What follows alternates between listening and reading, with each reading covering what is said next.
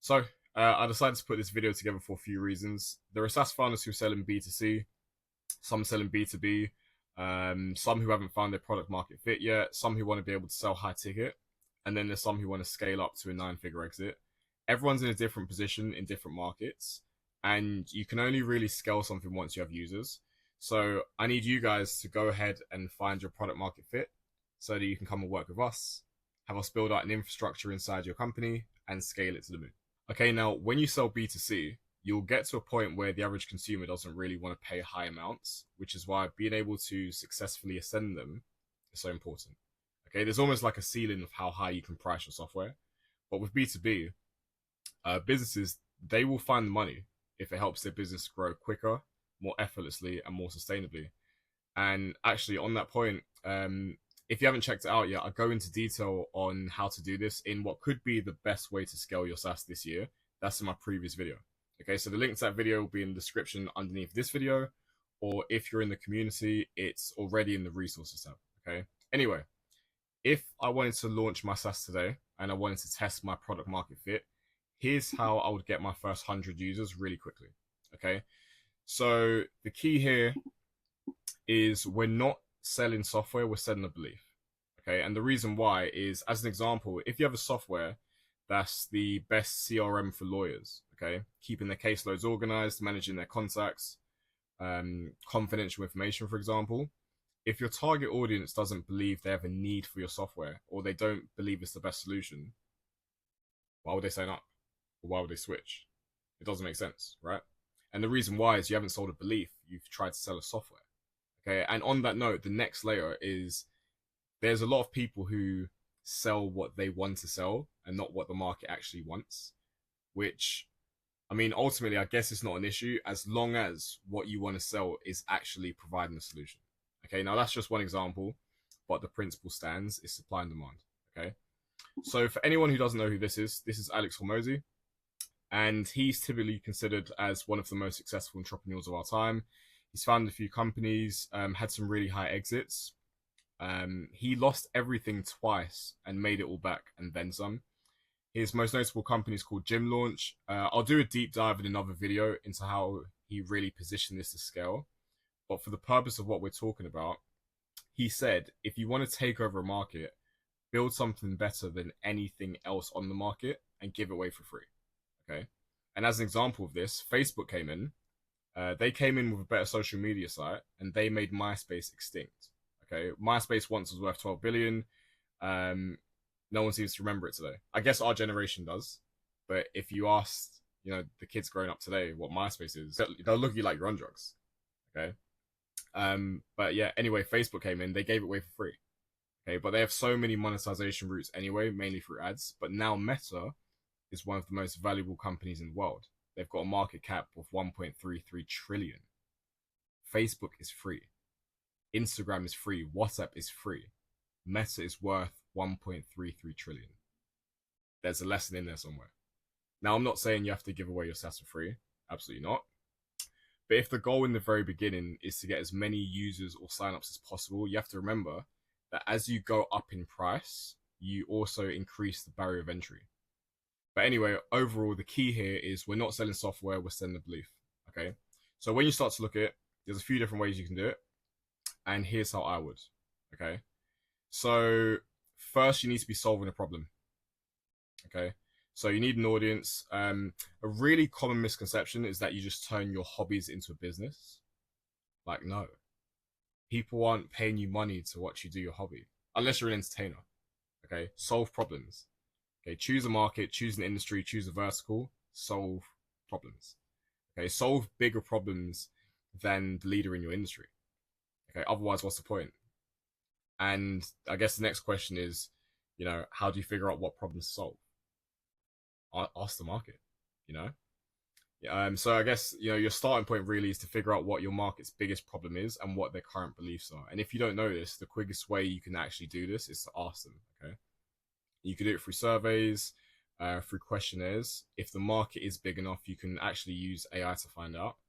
Okay, so the next step, you solve with code and media. So code will be a software and media will be a resource, a how-to, typically like a how to solve a problem.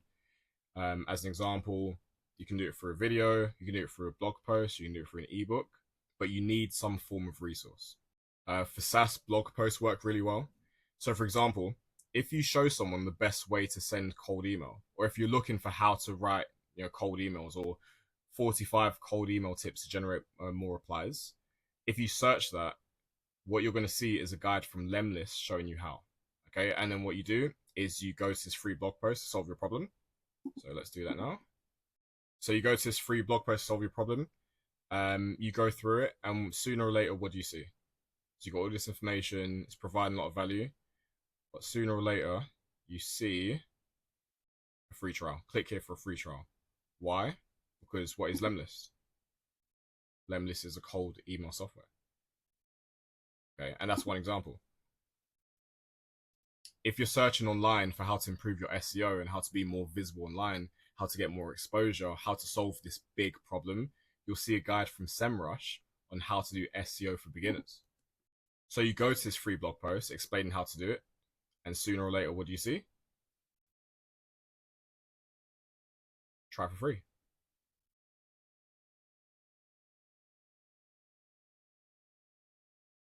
Try for free.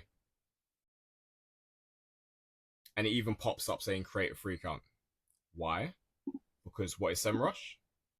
SEMrush is an SEO software. Okay. But let's go a layer deeper. Okay. If you're in Airbnb and you're looking for how to get more bookings for your properties, okay, you'll see a guide from Host Tools showing you exactly how to solve it. Okay. And what happens when you go on it? You get on it, you see a blog post on how to solve the exact problem you're facing, and sooner or later, what do you see? Start your free trial today. Why? Because what is Host Tools? Host Tools is a software for getting more bookings on Airbnb.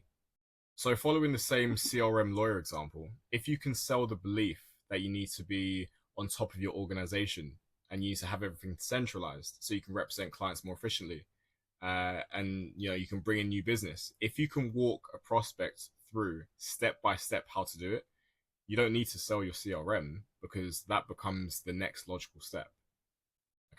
So naturally from there, the next step is what? A free trial. Why a free trial? Because the lowest barrier of entry is a zero barrier of entry. Okay, and you get them in as a user. Okay, so what happens now is you've given them a resource on how to solve a massive problem, and you've given them the tool to do it. Okay, and then at that point, I just flood it with traffic to the resource. I'd target my entire target audience, everyone, and I'd run a load of traffic to that resource. Okay, you can use ads like Meta and Google. You can use outreach, so virtual assistants. And actually, on that note, it's really important to note that the goal is to get reach. The goal is to get users and consumers. Okay, once you have consumers, then you can make money. But if I was starting my SaaS and I wanted to get loads of users in quickly, I wouldn't optimize for making money in the short term. Not if you're selling something. Okay, and my reason for that is the same reason why I think selling information like courses, as an example, is pointless in 2024. Okay, my information, unless it's a webinar, will always stay free, because what happens is when you gatekeep knowledge, you keep a lot of users outside of your ecosystem, and you'll make good money short term. But if you want to really scale and be around in 5 years, 10 years, 20 years, you can't want to collect every single cent from every user. Okay, your first focus is on exposure and how you can get your message out there to the most people that you want to align with, because then what happens is you can actually monetize a bigger audience anyway.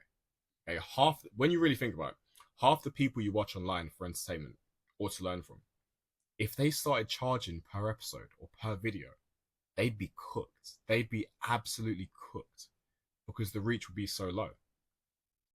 ChatGPT came out in 2022, right? It's free. Okay, it's free for us to use. I think they've got a pro version, and I think they limit how much you can use GPT-4o unless you pay it. But overall, it's free. Guys, they got 1 million users in 6 days. OpenAI, the company that built it, is worth 80 billion. ChatGPT is free. It's worth 80 billion.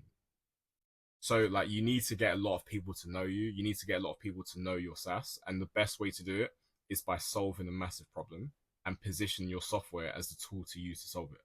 Okay, so technically, you don't actually need to sell your software. You just need to show your audience how to solve a specific problem. And it goes without saying, the bigger the problem, the better. Because then there's such a thing called reciprocity bias, which is the impulse to reciprocate actions others have done towards us. Okay. And really, this whole cycle, you can kind of rinse and repeat. You can do it over and over again, getting users in and solving different problems. But the very first thing you need to figure out is what your market's biggest problem is and what are their current beliefs. Because as I say, if they don't believe that your software can shift the problems they're facing, there's no chance. Okay, so this is how I'd get my product market fit.